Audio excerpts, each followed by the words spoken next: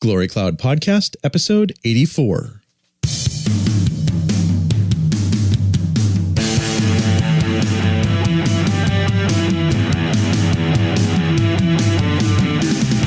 Well, stay tuned for more Kingdom Prologue this week.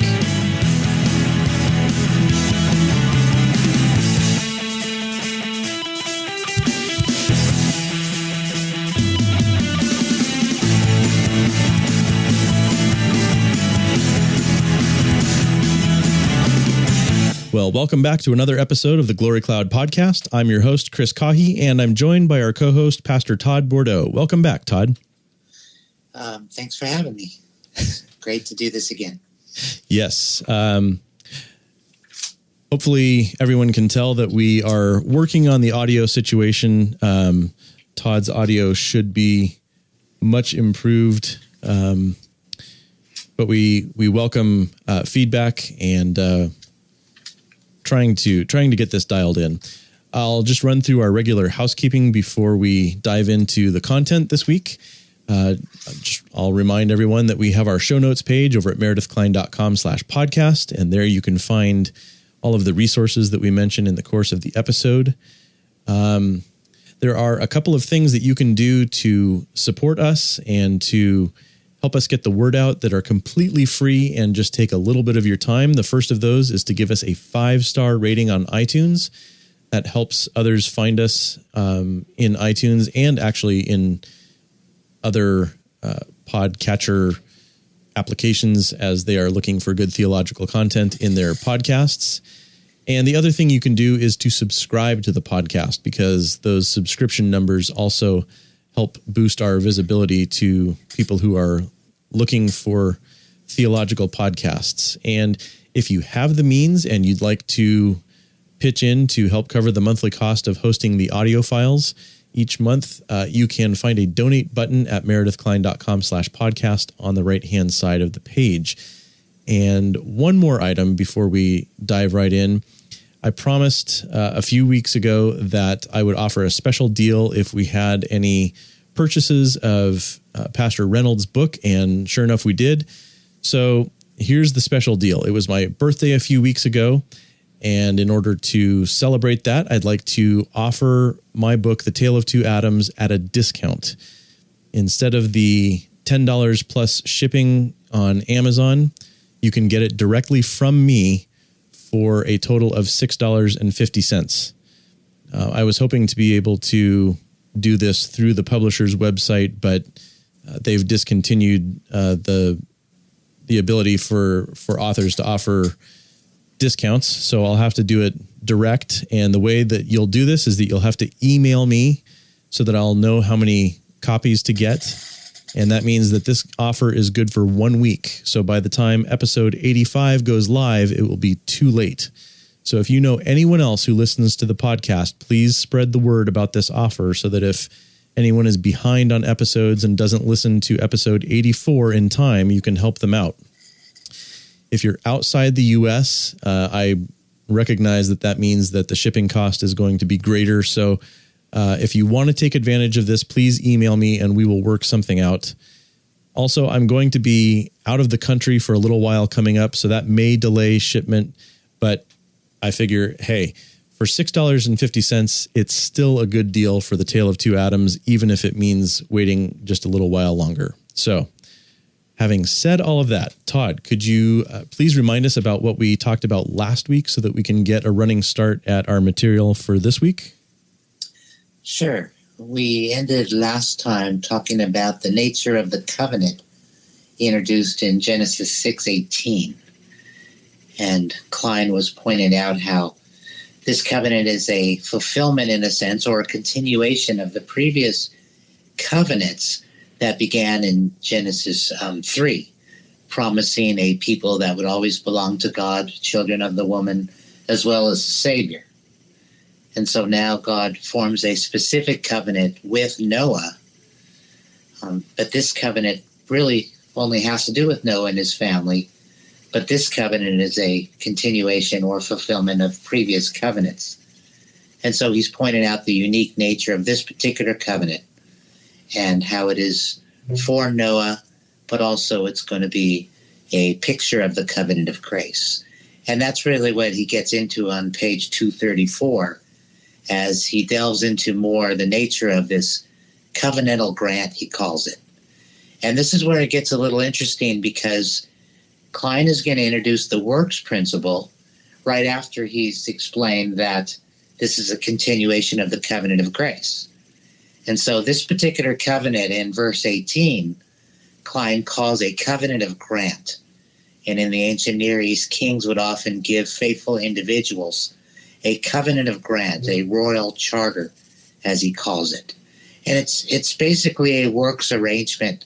It's a reward for faithful service that has already been accomplished. So Noah has lived a righteous life. He's been faithful. And now he's being rewarded with this covenant. And Kline's going to explain how this is a works covenant only on the typological level, but still advancing the services and the administration of the covenant of grace. And so in a sense, what we have is a covenant of works that has now been fulfilled, because Noah, Kline points out, is not under probation. This isn't a test. This is a reward in Genesis 6:18. Because he is righteous, this is what God is going to do. And so Noah receives the grant based on his righteousness. And so this verse, Genesis 6:8, where it says Noah found favor or grace in the eyes of the Lord, Kline would interpret as favor. And the Hebrew word charis in the Old Testament can either be, depending on the context, grace or favor. But in this particular context, the idea is not unmerited grace, as we talk about with the gospel, but this is a merited favor, a merited reward, because he lived a righteous life. He stood opposed to the wicked world. He preached against it. So knowing how this may raise some concerns, because he's introducing a works principle, Kline begins to explain with clarifications. And so he begins with that Noah was still eternally blessed under the covenant of grace. This isn't a covenant of salvation. This is typologically Noah on the ark, picturing the gospel. And so Noah's relationship with God is still eternally based on grace alone. But typology enters in here in Genesis 6, because Noah will now serve as a type of Christ. And it's Christ who, by working for us, he would fulfill the law on our behalf, and then he would, of course, lead us or give us rest based on Christ representing us. So Kline says there are two levels happening at the same time. On the temporary typological level, we have a works principle being introduced, that Noah and his family, or we could say Noah and all he represents in this arrangement, will be saved based on the righteousness of the one. And of course, I'm using language from Romans 5. But on the eternal level, from Adam and Eve on, a sinner is only saved by grace. So that covenant that was introduced back in Genesis 3, the covenant of grace, that God would provide a savior to reverse the curse and bring man back to God, that's still in place for Noah and his family on an eternal level. But as far as this picture of who gets on the ark, we see that those who get on the ark must get on the ark based on righteousness. But it won't be their own righteousness concerning his family. It will be the righteousness of the one who will represent them before God. And in this case, it is Noah. And so even though Noah's wife and children are on the ark and they're saved from the flood, the Lord never mentions here that it's his wife's righteousness or his children's righteousness that found favor in the eyes of God for them to be saved. It was Noah's righteousness. And I'm speaking of saved from the flood. And so we have a works principle in place on a typological level that will serve the interest of the covenant of grace and point to Jesus Christ. And then Kline points out, and if you're familiar with, I know you are, but if the listeners are familiar with the Republication debate of how to understand the Mosaic covenant between God and Israel, Kline points out that these same two levels reappear in the covenant between God and Israel. On an individual level, sinners are always saved by the covenant of grace, by the gospel. But the nation of Israel will be blessed based upon righteousness. Again, pointing to the need for righteousness to be saved, but the need for someone to represent us. Ultimately, Christ will then be the true Israel. So, as people debate the Mosaic covenant, Kline would say, that's not the first time you've seen this type of thing. You can go back much earlier, way back in Genesis 6, and see these same two levels. You see Moses saved by grace like all since the fall, and yet only on a typological level. The Lord brings in a works principle to point us to Christ, to show that those who will be saved from judgment need a righteous mediator. And so even here in Genesis 6, you have republication in a sense. Let me stop and get your thoughts on that. Right. So just to summarize briefly, what I hear you saying is that in himself, Noah needed God's demerited favor because Noah was a sinner just like the rest of us. But that exactly. On the level of typology, Noah was a miniature picture, so to speak, of Christ. And as such, he had typologically earned the right for he and his family to be saved in the ark. Exactly. Okay. And so as the whole episode of the ark pictures God's grace, because God is the one who saves them, Noah becomes, in a very unique way, a picture of Christ in his act of obedience, in his role as a federal head. Because, again, Noah's family is saved from the flood on the basis of another's righteousness, not on their own. And it is, in this case, in the typological case, Noah's righteousness. And as long as you see that only as a picture, not as what makes Noah enabled him to have a relationship with God, which is only the grace of God alone. As long as you see it as a picture that Noah will typify Christ, you can keep these two levels distinct. But you can see a more full-orbed gospel, picturing not just the grace of the gospel, but the works principle that saves us. Because the original covenant of works is always true. God requires perfect obedience to enter his eternal presence. The question now is, where do we find that righteousness? If it's not in ourselves, then God must provide a righteous representative for us. And that is typified by Noah with his family. And I think that may help the Republication debate by seeing that Israel's not the first time we've seen this. Right. It wouldn't surprise me if you've received questions from members of your congregation in the past about the Mosaic covenant, but have you ever fielded questions about this typological works arrangement with Noah? Well, it's been a while since I've taught through Genesis in a sermon series, but it seemed pretty clear back then. I didn't get a lot of pushback. I think people understand typology. In the same way it says in the Old Testament that the Lord would smell the sacrifices of an animal and he would forgive Israel. I think people understand that that was a temporary and a picture of forgiveness, because we learn in the New Testament, of course, that the blood of animals can never really appease the Lord. It can never really cleanse us. So it's only a picture.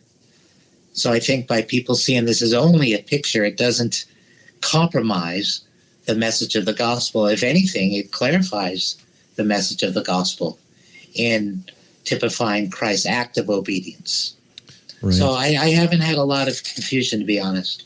Okay. Now, out there in the world, past that, yeah, of course, there's a lot of debate about that. Sure. So Kline moves on, of course, and explains now the role of the Messianic king that is typified by Noah. And we see that the obedience of the servant of the Lord in this Genesis 6, 7, and 8 flood narrative secures the kingdom and the blessings for his posterity, for those he represents. And he points out that we have the same type of thing happening with both Abraham and David. Again, both two people clearly through the Bible saved by grace alone and not by anything they have done. But both of them are given royal grants based on the fact that they have been faithful to God. And both of those, in those instances, will typify Christ and his act of obedience. And Kline points out what's interesting is that both Abraham and David first obtained victory in holy war. And so in Genesis 14, Abraham, of course, Abram back then, but Abraham is fighting the enemies. Is it 14 or 13? I think it's 14. He's fighting the enemies of Lot, and he secures those victories. And then in Genesis 15, God says, here is your reward, and then establishes a covenant with him. And again, we're on the typological level. Abraham is picturing Christ and in the fulfilled covenant of works, because Abraham delivers a victory for God's people, and then he's rewarded. And then he says the same thing happens with David. David secures victory over the enemies of Israel, and then he's given this grant because of it, a dynastic grant, that him and his sons will sit on the thrones of Israel, all the way up to the one son who will rule forever.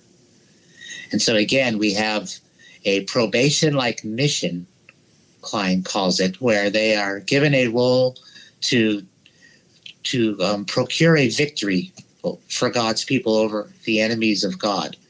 And after they do, they're rewarded. And based on that reward, all those who David or Abraham represented or fought for is blessed into that reward. And of course, Christ on the cross, he defeated sin and Satan for us. And then he is given, all things. He's been made, he's raised from the dead, and we are then raised and blessed in him. And so he gives us the blessing that he earned. And so what Kline is saying is that Noah is in a longer line of a pattern we see with those people who were saved by grace. In a picture, they become pictures of Christ, that God rewards and grants them something for their obedience that ends up being a blessing for all those they fought for. And so even Noah, you could look back and say, well, Noah didn't really fight a war. But Kline notes that he took a courageous stand, a prophetic stand, in the face of persecution. He continued to preach the gospel. And because of that courageous stand, he then is considered faithful and given this grant, this reward, that he and his family, those who he represented there, would be saved from the flood. And so Kline points out that this grant, this administration of the grant to Noah, serves, again, the revelation of the gospel. It is simply in picture form, typological form, giving us more information of how we will ultimately be saved, not only through one who will have to do something about our sin and take on that curse, but somebody who has to provide righteousness for us, because God's requirements do not change. He is holy. And so he will receive the victory through his own righteousness, and we will be blessed in him. And so this is so key, because Kline ends this section by pointing out that the works principle is foundational in any explanation of redemptive grace. God never changes his demands. Only the righteous are saved. And so the only way to be saved from judgment is if God provides a representative who will fulfill the works principle in our place. And so already in Noah, we're seeing so much of the gospel and judgment as Noah becomes a picture of Christ. And that's very important in understanding the gospel, of course, that the works principle is the foundation of grace. But for us, it's only grace because our representative worked for us and provided, he imputed that righteousness to our account. Amen. So full gospel right here. Don't you think, Chris? Absolutely. And I hope, if we have any other pastors listening, that this is helpful in terms of how to preach this section of Genesis, because, you don't want to give Noah's story short shrift, but after you've told Noah's story, then it just seems just so natural to talk about Jesus, who's better than Noah, because he was without sin and his obedience was ultimate and eschatological and true. And so I hope that that's encouraging to pastors who might be listening. I also had the thought as you were talking, Todd, that there are some out there in the theological world who unfortunately think that this amounts to something like Pelagianism, because if we can say this about Noah, then I guess perhaps there might be some way we could say this about ourselves. But I think the antidote to that is to realize the difference between type and antitype, and that Jesus is the antitype. All of this is pointing to Jesus. And so now after Jesus has lived perfectly, died sacrificially and as our substitute, and risen victoriously, there's no more need for types. So there's really no danger of seeing this works principle applied to us. Yeah, that's a great point. I always found it interesting that those who react so strongly against Republication, and this is really where Meredith receives the most criticism.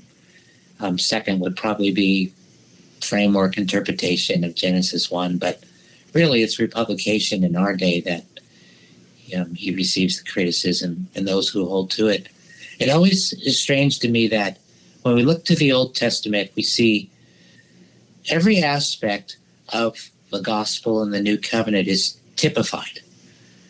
Whether the animal sacrifices or the land of Canaan or the prophets, priests, and kings of the Old Testament, we, especially as covenant theologians, see the gospel throughout the Old Testament. Why there is such pushback when you suggest that one of the key components of the gospel, which is the active obedience of Christ, is also typified throughout the Old Testament.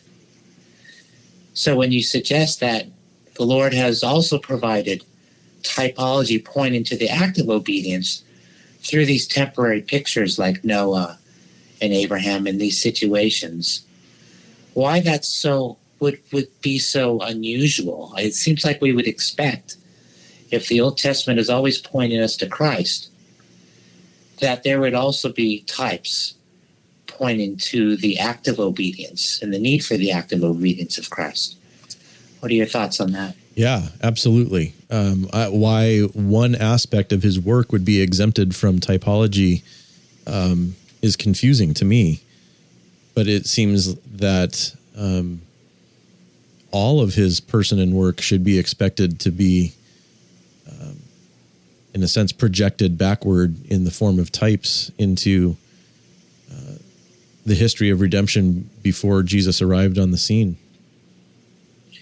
And I think the key is to do what Meredith is doing here, which is always making a clear distinction between a temporary type that only works on the typological level, and then eternally what is always true with every sinner before God, which is always grace alone, through the gospel alone, Christ alone. There's never a compromise there or a confusion.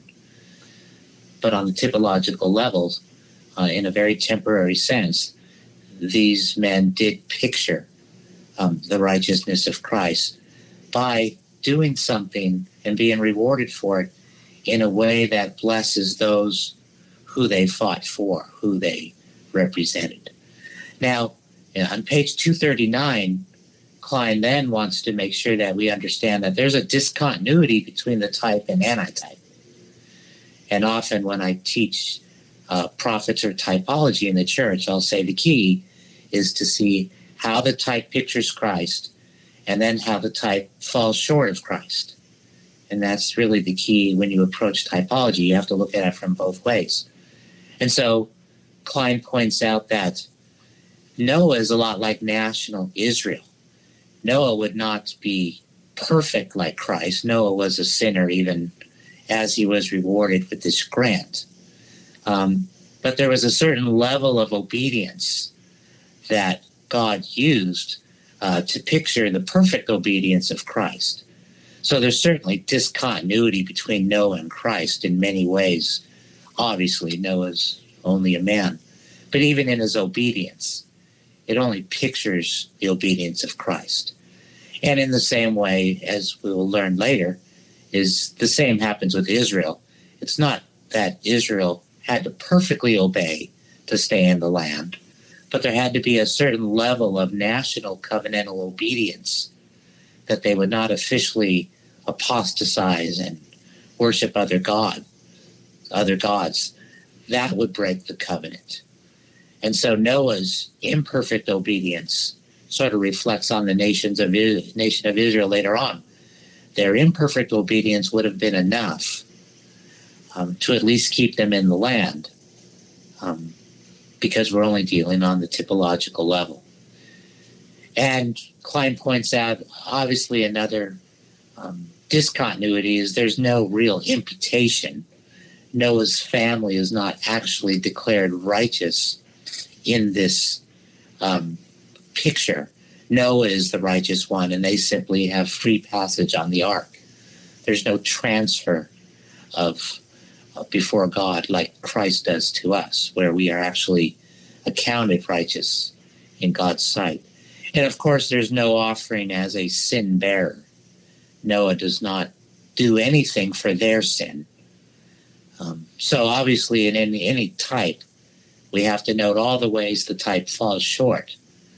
And that would force us to then look ahead and wait for the antitype, who would fulfill all these things perfectly. I'll stop there and get your thoughts. Those are all so important. I mean, it's exciting to recognize types in the Old Testament and to talk about how they preach Christ ahead of time.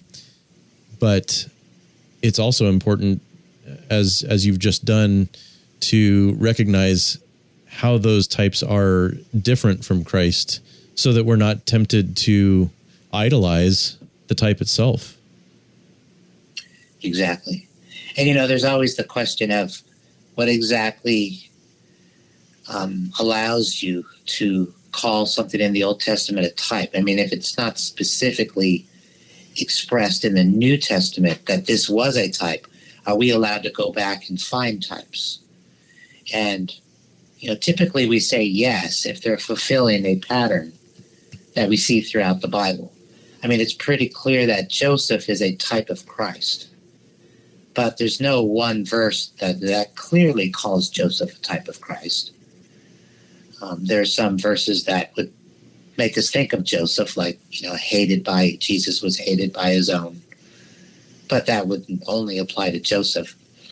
So Noah may not always be explained all the details in the New Testament of what we see. But as Kline points out, whenever we see a covenant grant based upon someone's obedience representing others, we should right away think of what Christ has done and how it's pointing ahead. And Jesus himself said all the Old Testament is about himself. So we don't make up types under every rock. But in the case of Noah, he certainly in the New Testament is mentioned as a type in a general sense. But we can look at these principles that we see like with David and Abraham, and we see, again, the righteousness of Christ, his act of obedience being pictured. So you're careful, but you look for patterns. That's another important point. Some might think that they need an explicit New Testament verse calling something from the Old Testament a type in order to make it legitimate. But I think that we can learn from the New Testament authors how to read the Old Testament and just be ready, willing, and able to see those types as they appear in the text as we read along. So we don't need, for example, Paul or Peter to call Noah a type. We can just recognize how he is acting like Christ and recognize the typology. What do you think about that? Yeah, and really one of the most well-known examples is David and Goliath. I mean, how often do we hear sermons on David and Goliath where we're simply to be like David, and if we have enough faith or we do certain things, then God will defeat the giants in our life. And we fail to see that David is a type of Christ. Prophets, priests, and kings in their offices all pictured Christ. And so we have a champion who's defeating our enemy on our behalf. So when you're looking at the story of David and Goliath, you're the Israelite who needs somebody to fight for them because you don't have the power to defeat someone stronger than you. And so David becomes not a picture of the average Christian who needs to defeat debt or, addiction or however it's used. David here is a picture of Christ as God's Old Testament king fought for his people and brought them temporary salvation and victory. And so the son of Adam would come and fight Satan on our behalf and defeat his hold over us, and by his own power would lead us to safety. And so there's a wrong way to preach that. David is not a type of you and me. Right. He's a type of Christ. And that really changes your sermons, doesn't it? Absolutely. And it doesn't bring all this false guilt that we bring on people. We have all these, quote, giants in our lives, unquote, and we're supposed to be able to defeat them if we just have enough faith. And life usually doesn't work that way. So there must be something wrong with our relationship with God. And that's often what happens with Christians in the pew, that typology isn't respected. But when we lift up Christ, then we're encouraged to trust in him. And we actually are receiving the scripture for the purpose it was written. And that really changes things for people. Absolutely. Well, that brings us to the final section where he's explained the discontinuity between Noah and Christ.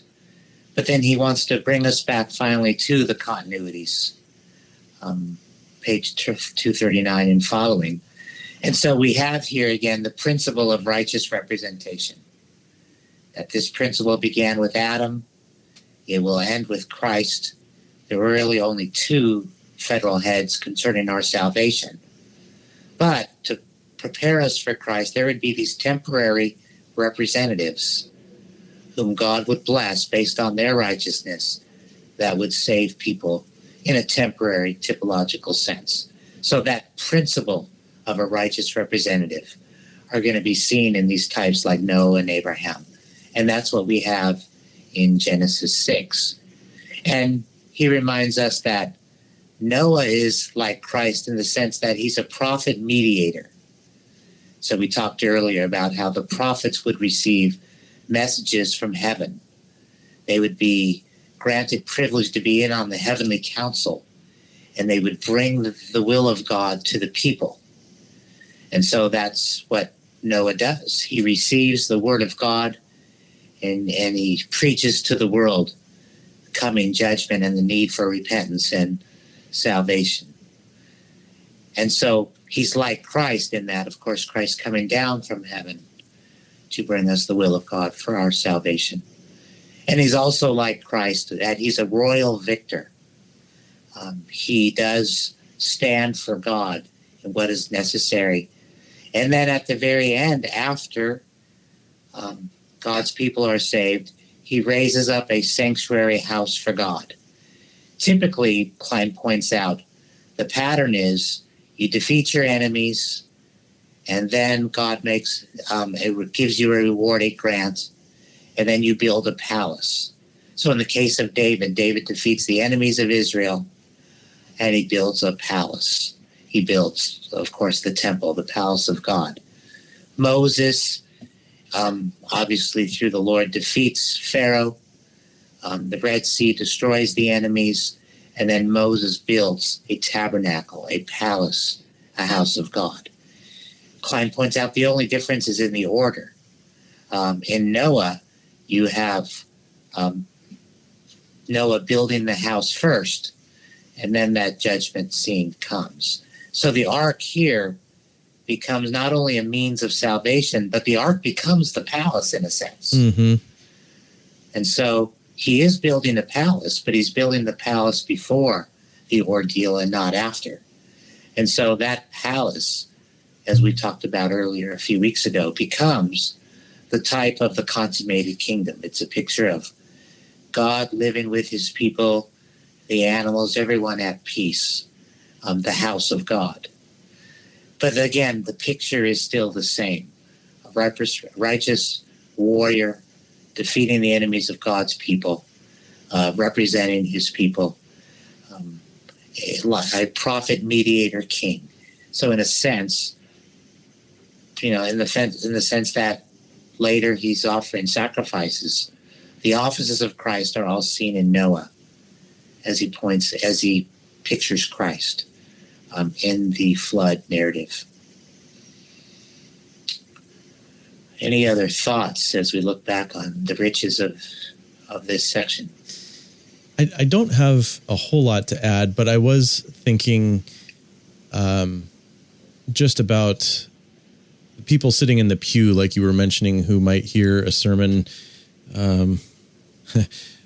comparing them to David in the episode of David and Goliath. And that just reminds me of one of the many things that I so appreciate about what I learned from Meredith Kline, which is that when we are reading these Old Testament narratives, we absolutely must find Christ first in it before we can understand how we fit into that narrative in the Old Testament. Trying to find ourselves first will probably end up causing all kinds of problems if we can find Christ after that. Yes, and it's probably important to say that the Old Testament figures, even when they pictured Christ, in many other ways, they do show us not in their typological role as picturing Christ, but simply as their life walking with God. They do become models for us. We are to follow their good examples and be warned from their bad examples, because they still are sinners saved by grace, walking with the Lord. So it doesn't exclude the use of them as examples to us. But when they're very specifically fulfilling their role as a covenant mediator, we should be careful not to assume that that applies in a direct way to us. Right. So we make that distinction. But certainly when you preach through the life of Abraham, for example, he becomes an example of a believer. And there are very good things to see his faith and to emulate his faith. And there are warnings when you lack faith, this is what happens and what not to do. So it's not one or the other. It's recognizing when the Bible is pointing to one or the other. Okay. That's helpful.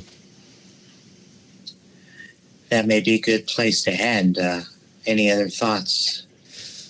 I think I'm fresh out of thoughts, but that does seem to be a good place to pause for this week. Sounds good. Okay. Well, thank you all for listening, and we look forward to seeing you again next week. You can email us your thoughts and your questions or anything else at glorycloudpodcast@gmail.com. You can tweet us at Glory Cloud Pod. I am at Machen Guy. And you can also join us in the Meredith Kline Facebook group. Just let the admins of the Meredith Kline Facebook group let them know that you listen to the podcast, and they can get you added. And so let's continue the discussion there, and we will also see you next week.